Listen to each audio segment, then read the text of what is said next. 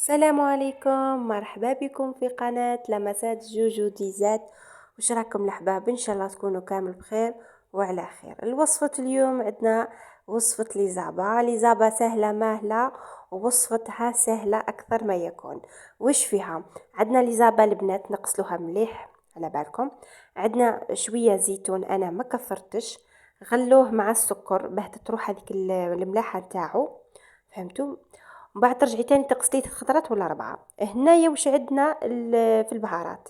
عندنا ملعقة كبيرة كزبر، وملعقة صغيرة كمون، واحد رند، وملعقة طماطم. أنا درت ملعقة صغيرة يعني تاع طماطم مصبرة، ودرت حبة ثوم، و3 معالق زيت. هذا وش كاين، أنا ما كثرتش توابل بزاف، وما عنديش كمية كبيرة يعني كمية صغيرة تاع ليزابا، وشوية ملح البنات باه ما ننساوش.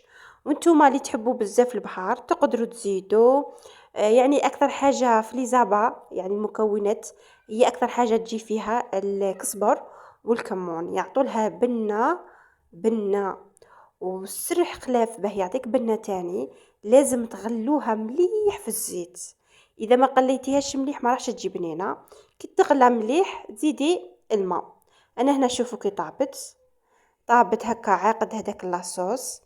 درت معاها تاني الفريت، تقدروا ما ديروش الفريت، انا الفريت درتو باه هكا يعطي لي يعني نحبوه، مام يعطينا هكا بنه مع هذا لي تاعي.